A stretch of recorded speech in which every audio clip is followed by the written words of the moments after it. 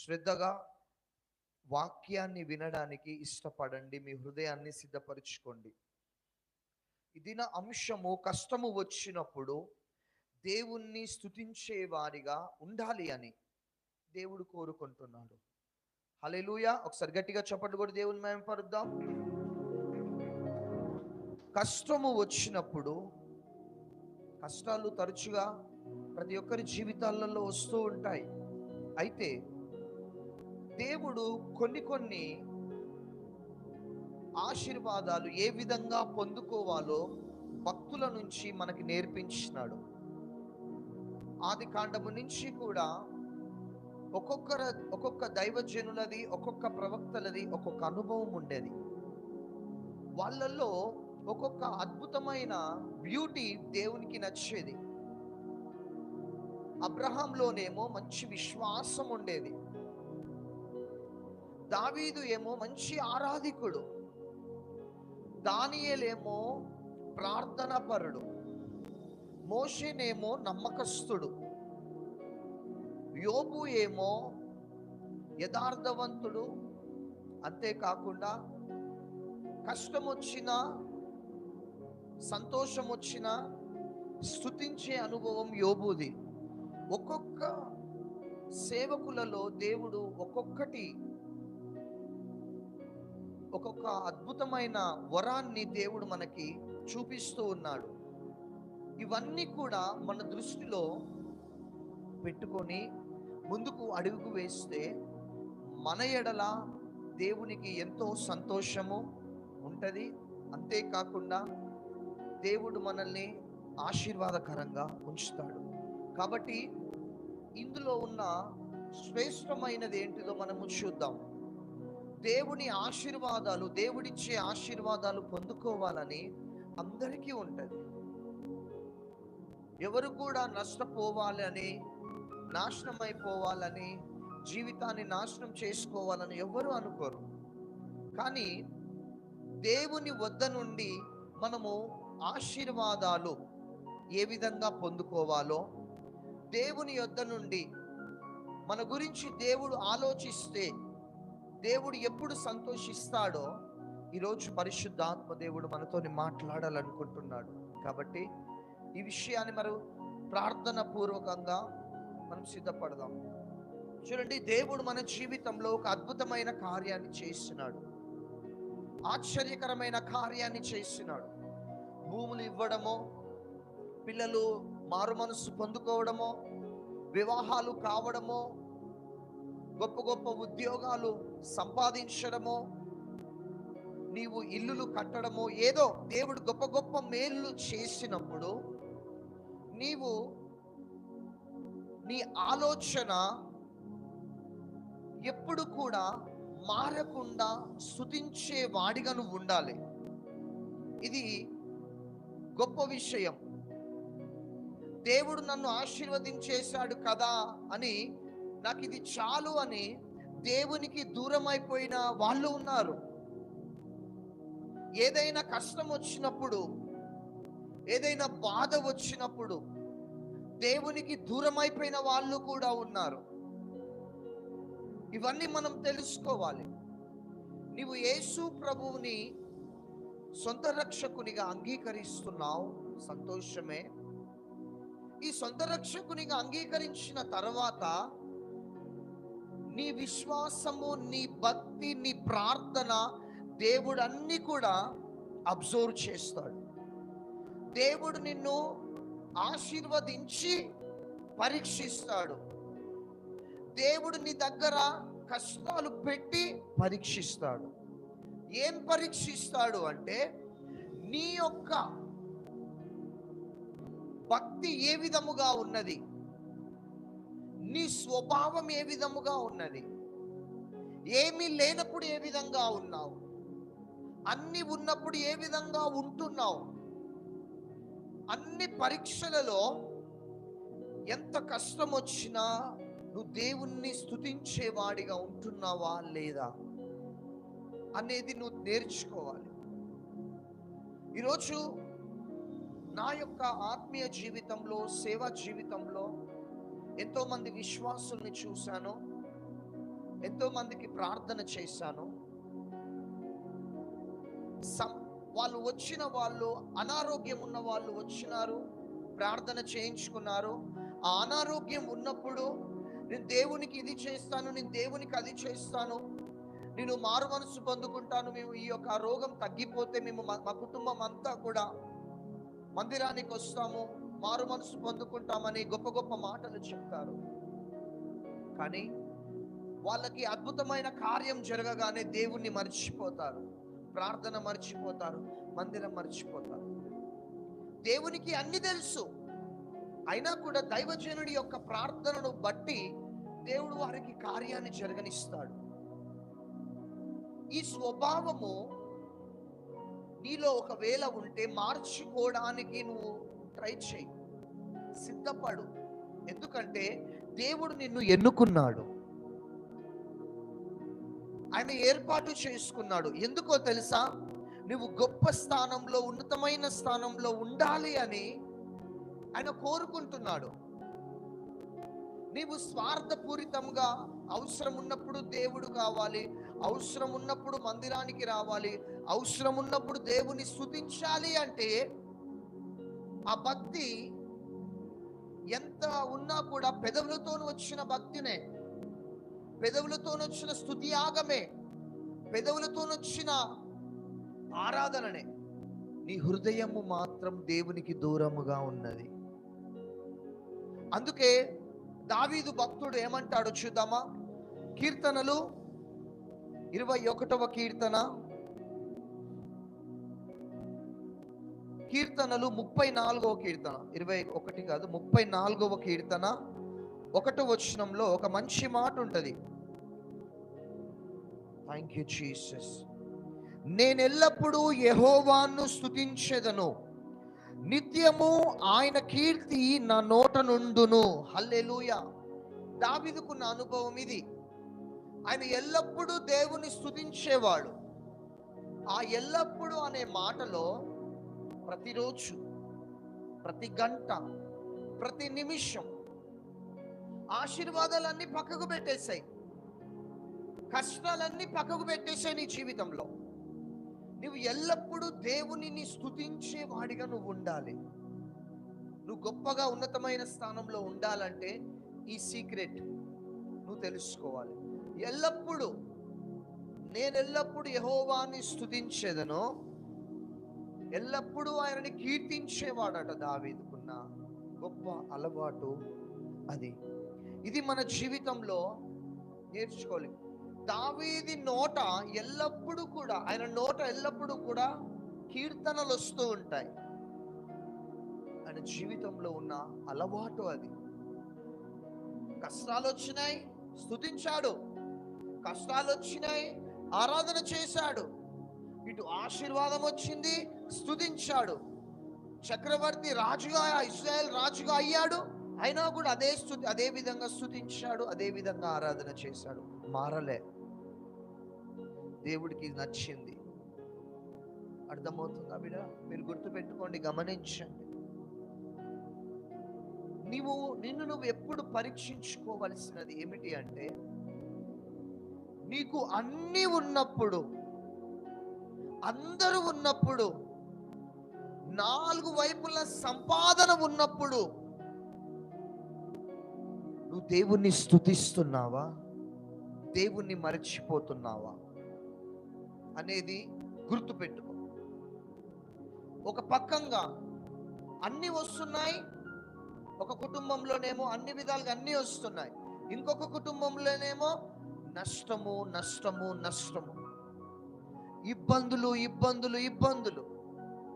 ఎన్ని ఇబ్బందులు వచ్చినా, ఎన్ని శ్రమలు ఎదురైనా, ఎన్ని శోధనలు వచ్చినా నువ్వు దేవుని స్తుతిస్తున్నావా, ఆరాధన చేస్తున్నావా, మందిరానికి వెళ్తున్నావా అనేది ఒక్కసారి ఆలోచించుకో. ఎందుకంటే కష్టాలు వస్తాయి, వెళ్ళిపోతాయి. ఇళ్ళు, వాకిళ్ళు, వస్తువులు, భూములు, ఆస్తులు వస్తాయి, వెళ్ళిపోతాయి. నిరంతరము నిలిచేది దేవుడు మాత్రమే. హల్లెలూయా. మనము వస్తువుల మీద, ఆభరణాల మీద, బట్టల మీద, భూముల మీద, ఉద్యోగాల మీద మన కాన్సంట్రేషన్ ఉన్నన్ని రోజులు నువ్వు దేవుణ్ణి స్తుతించలేవు. నీ స్తుతి అర్పణ మారిపోతుంది. అర్థమవుతుందా? అవి అవసరమే నీ జీవితానికి, అవన్నీ అవసరమే, అది కాదనట్లే. నీ దృష్టి, ఏకాగ్రత వాటి మీద ఉన్నన్ని రోజులు, వాటి మీద ఫోకస్ చేసినన్ని రోజులు దేవుణ్ణి నువ్వు హృదయపూర్వకంగా స్తుతించలేవు, ఆరాధన చేయలేవు, ప్రార్థన చేయలేవు. ఎందుకంటే నీకు అన్ని విధాలుగా అన్ని ఉన్నాయి. నువ్వు ఏ విధంగా చేయగలుగుతావు? ఈరోజు నువ్వు ఒక భక్తి పరుడుగా నువ్వు ఉండాలనుకుంటే, ఒక ప్రార్థన పరుడుగా నువ్వు ఉండాలనుకుంటే, దేవునితో సన్నిహిత బాంధవ్యం కలిగి నువ్వు ఉండాలి అనుకుంటే, మనుషుల మీద, వస్తువుల మీద, భూముల మీద, ఇండ్ల మీద నువ్వు ఫోకస్ చేయొద్దు. నీ ఫోకస్ మొత్తము కూడా ప్రభువైన యేసుక్రీస్తే అని ఉంటే ఇవన్నీ ఆటోమేటిక్గా వెతుక్కుంటూ నీ దగ్గరకు వస్తాయి. ఇది సీక్రెట్. హల్లెలూయా. ఇది చెయ్యరు క్రైస్తవులు, ఇది చెయ్యరు. మొదటిలో ఏమీ లేనప్పుడు బాగా భక్తి చేస్తున్నావు, బాగా ప్రార్థన చేస్తున్నావు. ఏమి లేనప్పుడు నీ దగ్గర నువ్వు ఎంటీ, శూన్యము నీ కుటుంబంలో. తినడానికి కూడా తిండి లేదు నీకు. అప్పుడు ఉదయం పనికి వెళ్తే సాయంత్రం వచ్చిన డబ్బులతోనే నువ్వు తినే అనుభవం నీది. ఈరోజు నువ్వు మంచి భక్తి చేసినావు, ఉపవాసాలు చేసినావు, ప్రార్థన చేసినావు, ఏడ్చినావు. ఈరోజు నీకు దేవుడు అన్నీ ఇచ్చినాడు, అన్నీ ఇచ్చినాడు. కానీ నీ మొదటి స్థితిని మర్చిపోయి దేవుణ్ణి పక్కకు పెట్టేస్తున్నావు. నీ భక్తి, నీ ప్రార్థన, నీ ఆత్మీయ జీవితం అన్ని మారిపోయాయి. పరిశుద్ధాత్మ దేవుడు, నువ్వు ఆ కొద్ది దాంట్లోనే నువ్వు తృప్తి పడుతున్నావేమో, కానీ దేవుని మనసు అది కాదు. నా కుమారుడా, నా కుమార్తె, నువ్వు ఆ చిన్న దాంట్లోనే తృప్తి పడుతున్నావు. నువ్వు ఆ చిన్న ఇంట్లోనే తృప్తి పడుతున్నావు. నీ మొదటిలో ఉన్నంత భక్తి, విశ్వాసం, ప్రార్థన, స్తుతి ఇప్పటికీ కూడా ఉంటే నువ్వు ఉన్న చిన్న ఇల్లు పెద్దదవుతుంది, నువ్వు చేస్తున్న చిన్న ఉద్యోగం పెద్దదవుతుంది, నువ్వు చిన్న తిరుగుతున్న కారు అది పెద్దదవుతుంది. ఎందుకంటే వస్తువుల మీద ఫోకస్ చేసినన్ని రోజులు దేన్నైతే ఎక్కువ ప్రేమిస్తావో అదే నీ దగ్గర నుంచి వెళ్ళిపోతుంది. గుర్తుపెట్టుకోండి. ఏ మనుషున్నైతే ఎక్కువ ప్రేమిస్తావో వాళ్ళే దూరం అయిపోతారు. గుర్తుపెట్టుకోండి. ఒకవేళ డబ్బును ఎక్కువ ప్రేమిస్తే డబ్బు దూరం అయిపోతుంది. గుర్తుపెట్టుకోండి. నువ్వు దేవుణ్ణి ఎక్కువ ప్రేమిస్తే ఇవన్నీ నీ కాళ్ళ దగ్గరకు వచ్చి పడతాయి. ఇది నేర్చుకోండి బిడ్డ. దేవుడు కోరుకుంటున్నది ఇది, ఆశపడుతున్నది ఇది. ఈరోజు కష్టము కష్టము కష్టము ఎందుకు ఫేస్ చేస్తున్నావు? ఈరోజు శ్రమ, అనారోగ్యం, ఇవన్నీ ఫేస్ చేస్తున్నావు. దేవుని అనుమతిస్తేనే ఏదైనా వస్తుంది నీ జీవితంలో. హల్లెలూయా.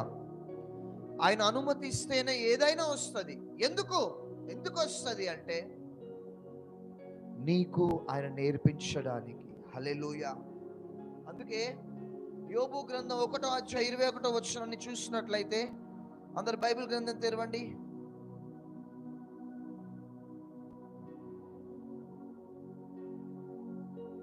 యోబు గ్రంథం 1:21.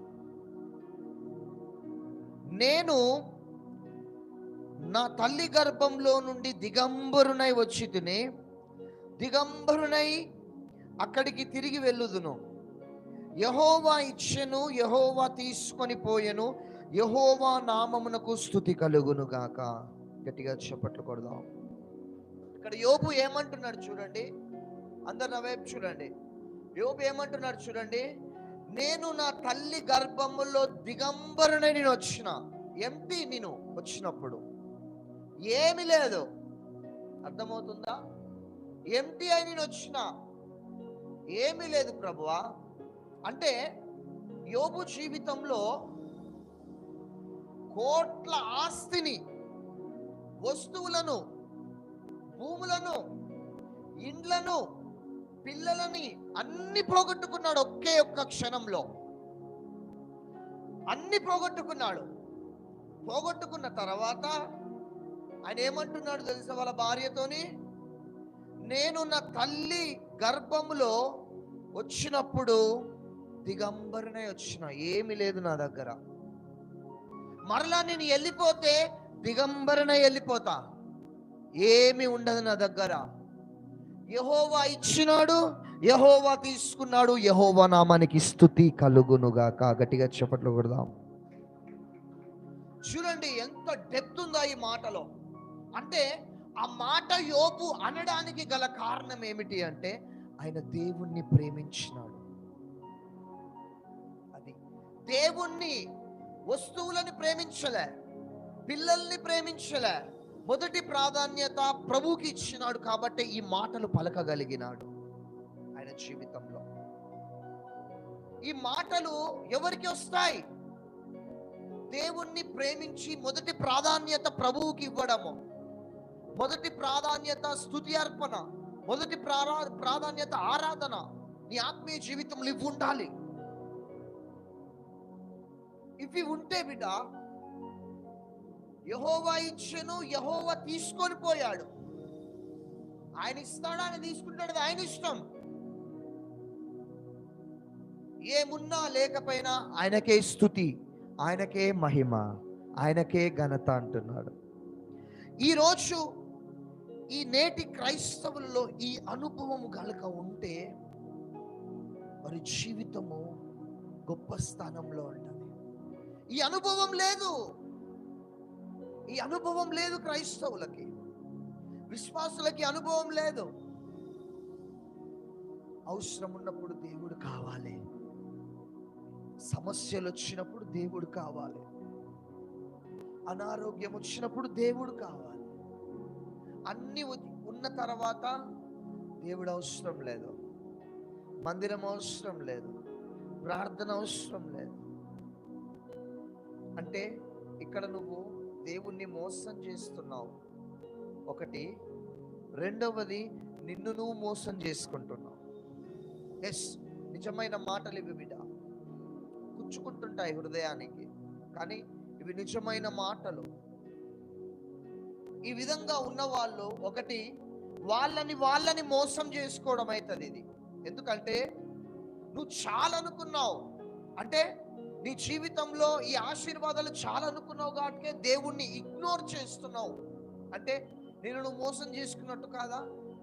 భవిష్యత్తులోనేమో గొప్ప స్థానంలో నేను ఉంచాలనుకున్నాడు ఆయన, నువ్వేమో ఈ కొన్ని విషయాలలోనే చాలా అనుకుంటున్నావు. ఎప్పుడు నువ్వు నీ అంతరంగంలో చాలు అని నీ నోటితో అనుకోవు, కానీ నీ క్రియలు ఆ విధంగా ఉంటాయి. ప్రార్థన ఉండదు, భక్తి ఉండదు, ఆరాధన ఉండదు, స్తుతి ఉండదు.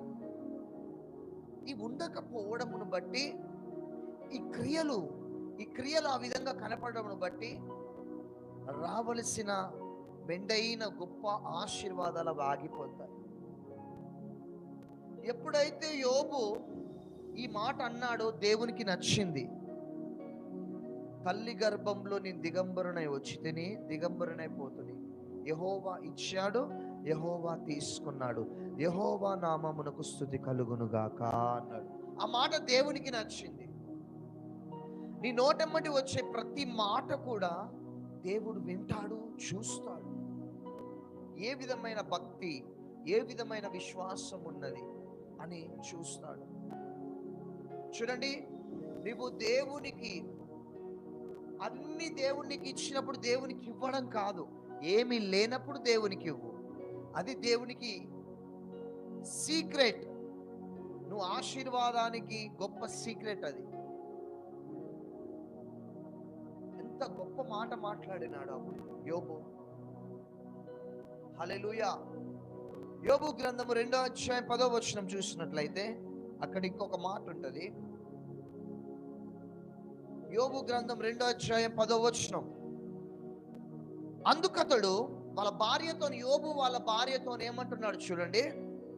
అందుకతడు, మూర్ఖురాలు మాట్లాడినట్లు నీవు మాట్లాడుచున్నావు, మనము దేవుని వలన మేలు అనుభవించుదుము, కీడును మనం అనుభవింపతగనా అనెను. ఈ సంగతులలో ఏ విషయమందైనా యోబు నోటి మాటతో నైనను పాపము చేయలేదు. ఏమన్నాడు యోబు? దేవుడు నీకు అన్ని విధాలుగా అన్ని ఇచ్చినప్పుడు స్తుతిస్తావు. ఇప్పుడు దేవుడు మనకి కీడునిచ్చినాడు, దేవుని స్తుతించవా? దేవునికి ప్రార్థన చేయవా? ఈరోజు నీ జీవితంలో శోధనలు వస్తున్నాయి, ఇబ్బందులు ఎదురవుతున్నాయి, వ్యతిరేకతలు ఎదురవుతున్నాయి, నిందల పాలైనావు, శ్రమల పాలైనావు. నువ్వెంత సంపాదించినా చినిగిపోయిన సంచిలో వేసినట్లు అయిపోతుంది.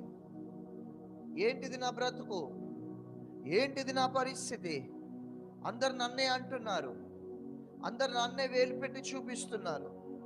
నా కుటుంబంలో నాకు విలువ లేదు, సమాజంలో విలువ లేదు, బంధువుల మధ్య విలువ లేదు, ఆత్మీయుల మధ్య విలువ లేదు, సంఘంలో విలువ లేదు. ఈ అనుభవంలో ఉన్న నీవు ఈరోజు ఒకటే నువ్వు తెలుసుకోవాలి. నువ్వు ఏ అనుభవంలో వెళ్ళినా ఒకటి నువ్వు తెలుసుకో. ఇన్ని రోజులు నువ్వు మేలును అనుభవించినావు, నువ్వు కీడును కూడా అనుభవించడానికి సిద్ధపడు. దేవుడు కీడు ఇస్తాడు అని నేను చెప్పట్లేను, నీ హృదయం ఆ విధంగా ఫిక్స్ అయిపోవాలి. హల్లెలూయా. ఆ విధంగా నువ్వు ఫిక్స్ అయినట్లయితే నీ జీవితము ఆశీర్వాదకరంగా ఉంటుంది. ఇంకా యోబు వాళ్ళ భార్య వచ్చి, ఇంకా నువ్వు ఆ దేవుని వదిలిపెట్టవా? నీ పిల్లలు చచ్చిపోయినారో పక్కంగా, నీ పశువులు చచ్చిపోయినాయి, నీ అంత ఇల్లు కూలిపోయింది, నీ ఒళ్ళు మొత్తము గజ్జిలేసి గోక్కుంటున్నావు పెంకులతోనే, నీ స్నేహితులు, నేను పొగిడిన స్నేహితులు నిన్ను వచ్చి దూషిస్తున్నారు. ఇంకా నువ్వు ఆ దేవుణ్ణి వదిలిపెట్టవా? ఏం చేసిండు దేవుడు నీకు అనే ప్రశ్న నీ జీవితంలో కూడా వచ్చి ఉండొచ్చు. ఏం చేసిండు నాకు నా దేవుడు? యేసు ప్రభు నమ్ముకుంటే మంచి అవుతుంది అని రబాల షకటతల హసియాందరాలబా. యేసు ప్రభు నమ్ముకుంటే నాకు మంచి అవుతుంది నమ్ముకున్న కానించి ఏం జరిగింది? బ్రతుకు అంతా అట్లనే ఉంది, ఏం మారలే అని నువ్వు అనుకొని ఉండొచ్చు, ఎన్నోసార్లు అనుకొని ఉండొచ్చు. దేవుని కృపా కాపుదల ఉన్నావు కాబట్టి ఈరోజు సజీవ లెక్కలో ఉన్నావు. అర్థమవుతుందా? ఇవన్నీ నీ జీవితంలో ఎందుకు అనుమతిస్తున్నాడు? మీ అందరితోని ప్రభు దేవుని ఆత్మ ద్వారా నేను మాట్లాడుతున్నాను. ఇక్కడ ఉన్న వాళ్ళు ఒక్కొక్కరు ఒక్కొక్క విధమైన సమస్యతో బాధపడుతున్నారు, ఒక్కొక్కరు ఒక్కొక్క విధమైన సమస్యతో బాధపడుతున్నారు. నీ అంతరంగంలో ఒక ఆలోచన, దేవుడు నాకేం చేసిండో, దేవుడు నాకు ఏం చేసిండో అనే ఆలోచన, నా పిల్లలకి ఏం చేసిండో ఆయన.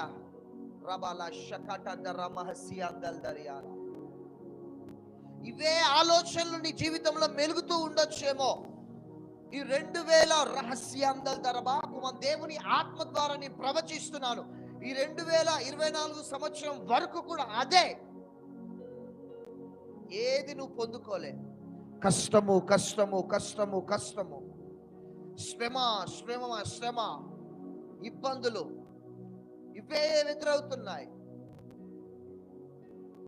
ఈ 2024 వరకు అవి ఉండొచ్చేమో. ఈ శ్రమలు, ఈ కష్టాలు దేవుడు నీకు ఎందుకు అనుమతించినాడు?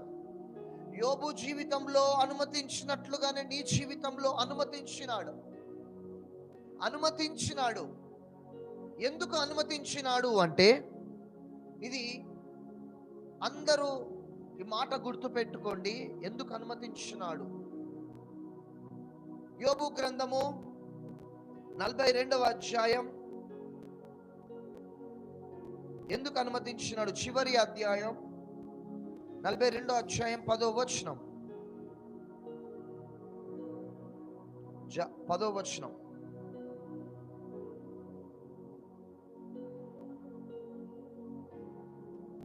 మరియు యోబు తన స్నేహితుల నిమిత్తము ప్రార్థన చేసినప్పుడు యెహోవా అతని క్షేమస్థితిని మరలా అతనికి దయచేసెను. మరియు యోబునకు పూర్వము కలిగిన దానికంటే రెండింతల అధికముగా యెహోవా అతనికి దయచేసెను. గట్టిగా చప్పట్లు కొడదాం. నేను చెప్తున్నాను బిడా, దేవుని ఆత్మ ద్వారా దేవుడు నాకు ఏమి చేసినాడు అన్న వాళ్ళకి దేవుని ఆత్మపూర్వకంగా ఇస్తున్న జవాబు ఏంటిది అంటే, ఆ శ్రమలు, ఆ కష్టాలు, ఆ నిందలు ఎందుకు నీకు అనుమతించినాడు అంటే రెండింతల మేలు నీకు ఇవ్వడానికి. రెండింతల మేలు. ఎప్పుడైతే యోబు తన స్నేహితుల నిమిత్తం ప్రార్థన చేసినాడో, యోబు గురించి దేవుడు ఆలోచించి రెండింతల మేలును దేవుడు యోబుకి ఇచ్చినాడు. అదేవిధంగా చివరిలో ఒక మాట ఉంటుంది, 12వ వచనం చూడండి. 2025 సంవత్సరం ఏ విధంగా ఉండబోతుందో ప్రవచిస్తున్నాను. యెహోవా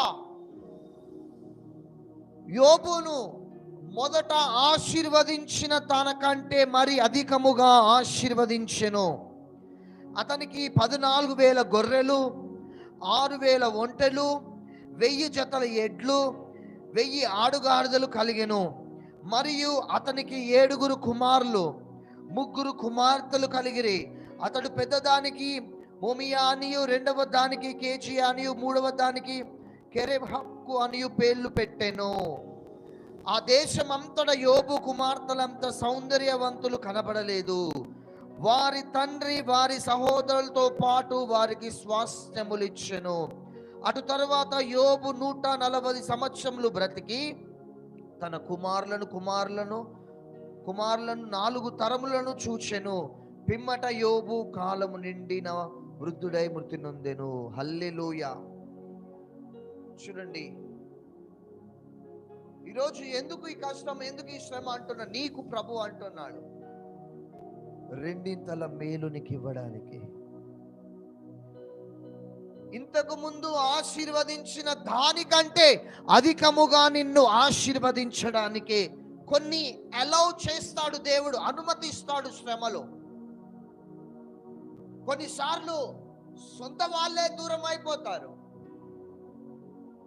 ఇవన్నీ దేవుడు ఎందుకు చేస్తాడు అంటే, నీకు విరోధముగా రూపింపబడిన ఆయుధము వర్ధిల్లదు. ఎవరైతే నీకు విరోధముగా నిలబడ్డారో దేవుడు వాళ్ళని తీసేస్తాడు. మొదటిగా ఎందుకు తీసేస్తాడంటే నిన్ను గొప్ప స్థానంలో పెట్టడానికి. వద్దు, నీకు అవసరం లేదు వాళ్ళతోనే, వద్దు, నీకు వాళ్ళతో అవసరం లేదు, రిలేషన్ అవసరం లేదు, ఆ బంధం అవసరం లేదు బిడ్డ. ఎందుకంటే నేను నిన్ను పై స్థానంలో ఉంచబోతున్నానంటే తుంచవలసిన వాళ్ళందరినీ తుంచివేస్తాడు దేవుడు. నువ్వు అనుకోవచ్చు, వాళ్ళు మాట్లాడట్లేరు, వీళ్ళు మాట్లాడట్లేరు, అప్పుడు బాగా ప్రేమించిన మనిషి ఈరోజు ఎందుకు ఇట్లా తయారైండు అని సహజంగా నీకు అనిపించవచ్చు. కానీ దేవుడు అనుమతి లేనిది ఏది జరగదు. గట్టిగా చప్పట్లు కొడదాం. కొన్ని రోజుల తర్వాత అర్థమవుతుంది, దేవుడిది నా మేలు కోసమే చేసిండు. హల్లెలూయా.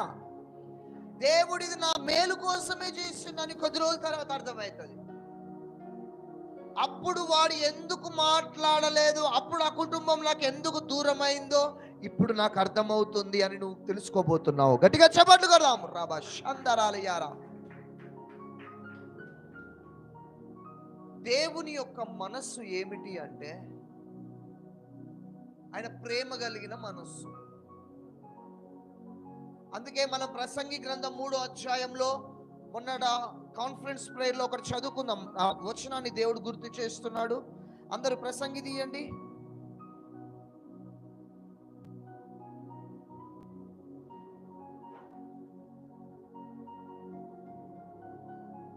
Thank you Jesus.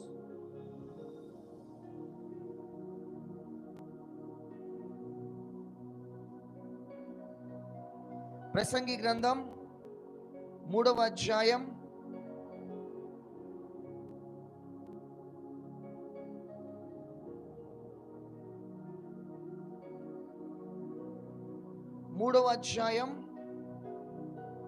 9 నుంచి చదువుకుందాం. కష్టపడిన వారికి తమ కష్టము వలన వచ్చిన లాభమేమి?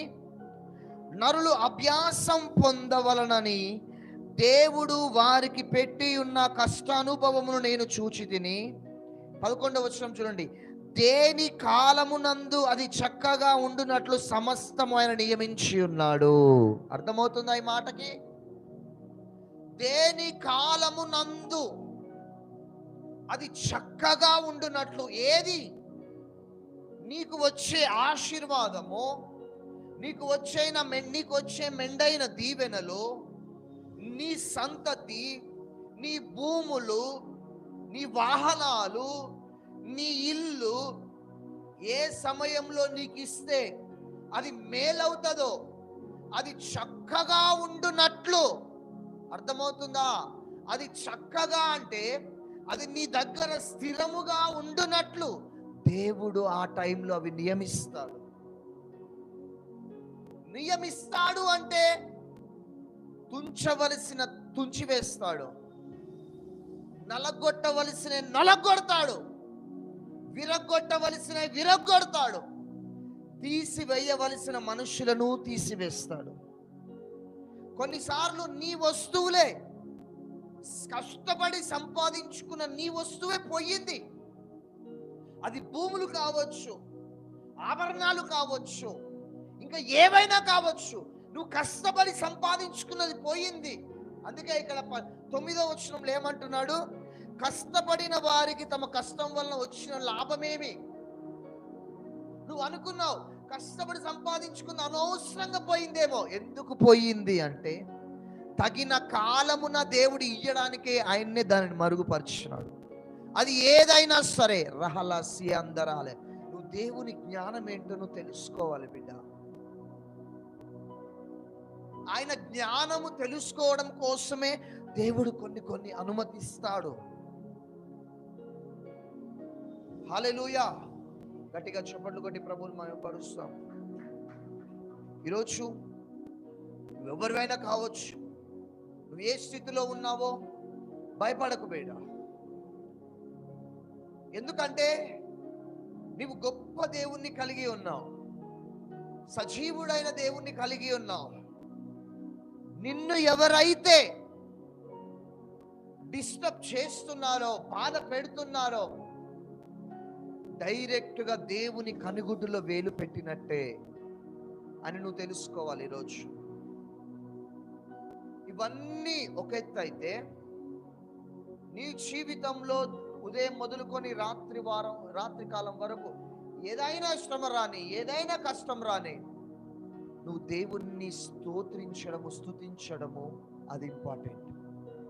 హల్లెలూయా. అందుకే హెబ్రీలకు రాసిన పత్రిక 13వ అధ్యాయం చూసినట్లయితే ఒక మాట ఉంటుంది. హెబ్రీలకు రాసిన పత్రిక 13వ అధ్యాయం 15-16 వచనాలు.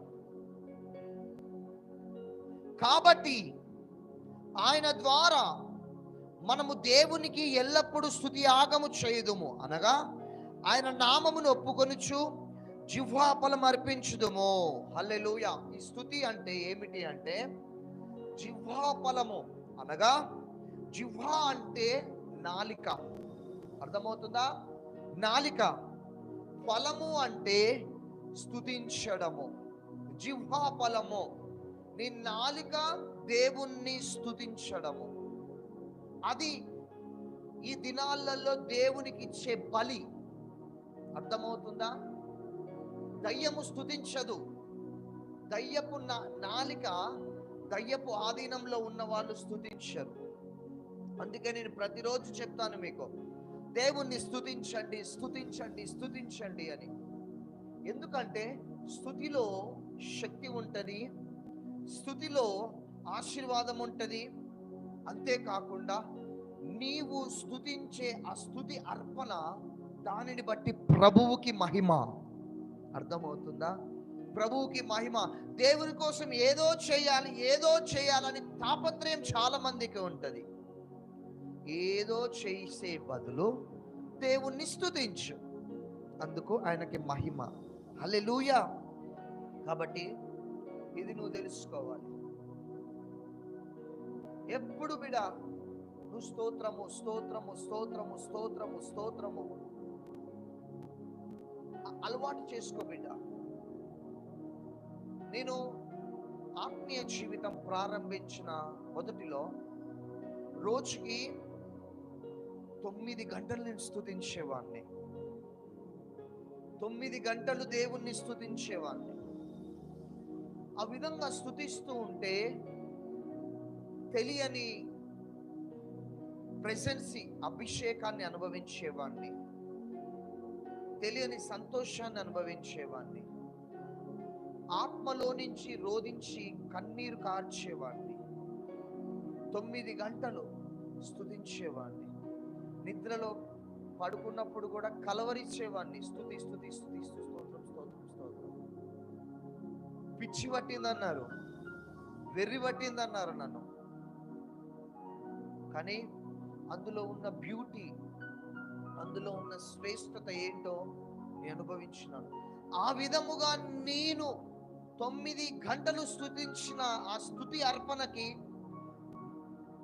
మధ్యాహ్న కాలము రహస్యాందాలు నాకు కరెక్ట్గా ఇప్పటికి కూడా గుర్తుంది.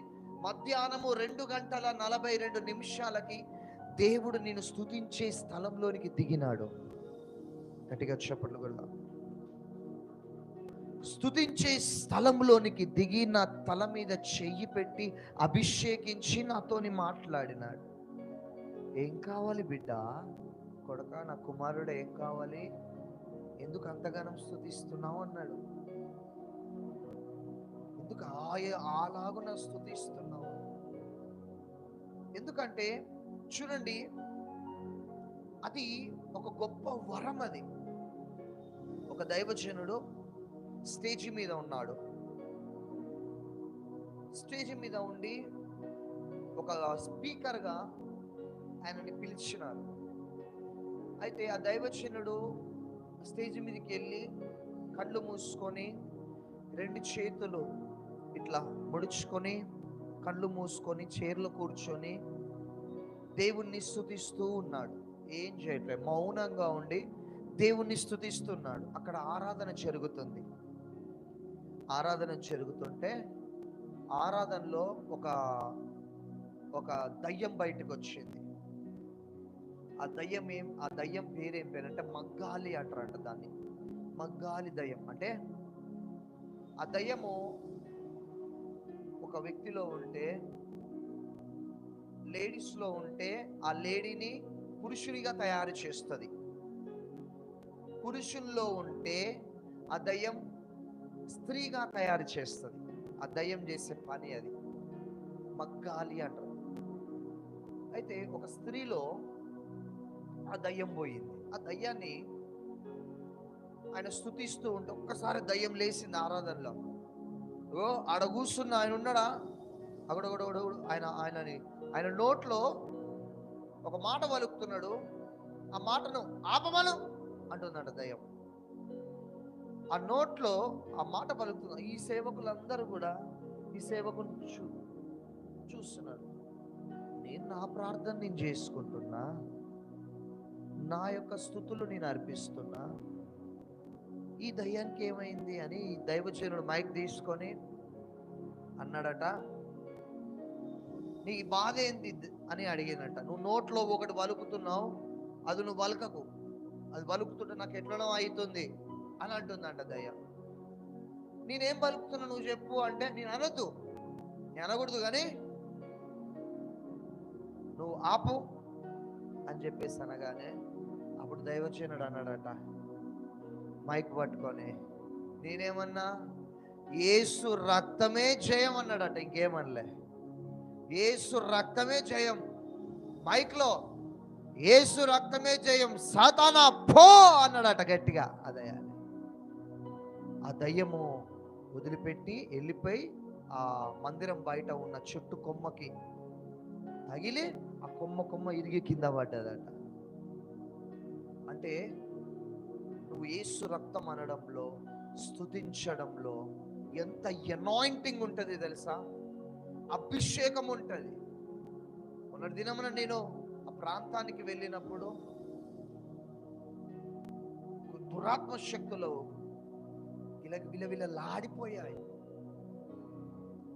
అంటే మనం తెలుసుకోవాలి, మనలో దేవుడు ఎంత అభిషేకం పెట్టినాడు. ఆ అభిషేకం ఎప్పుడు బయటికి వస్తుంది అంటే నువ్వు దేవుణ్ణి స్తుతించడము ద్వారా.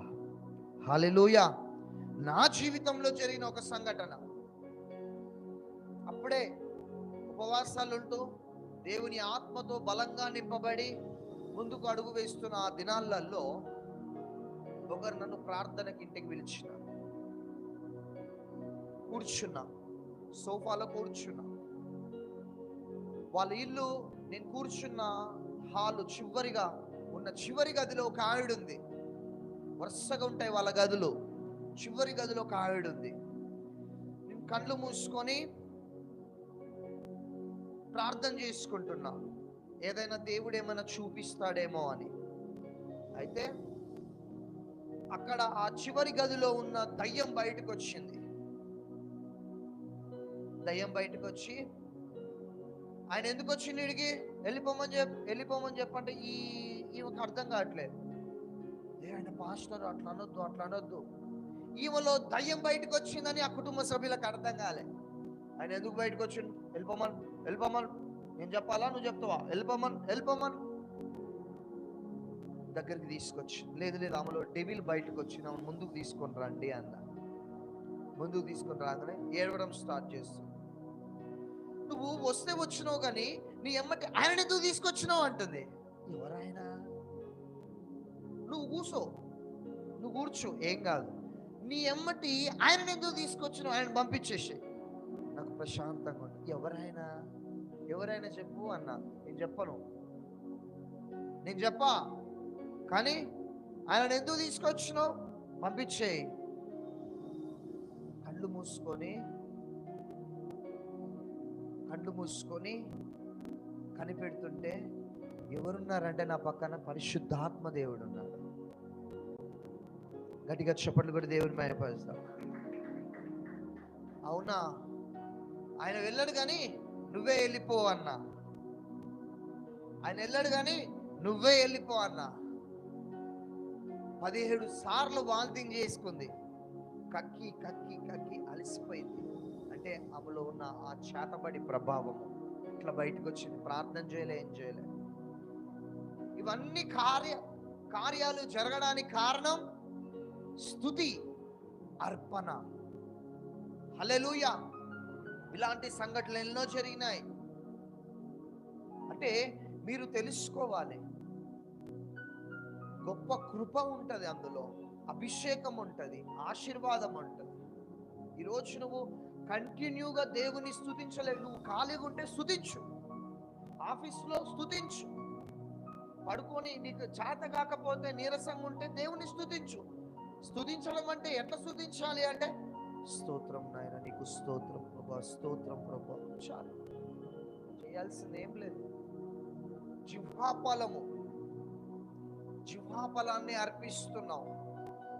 ఇది దీని వల్ల జరిగే కార్యాలు ఏంటివి అంటే, నన్ను దేవుడు సేవకు పిలిచినాడు కాబట్టి సేవాపరంగా జరిగే కార్యాలు బయలుపరిచినాడు.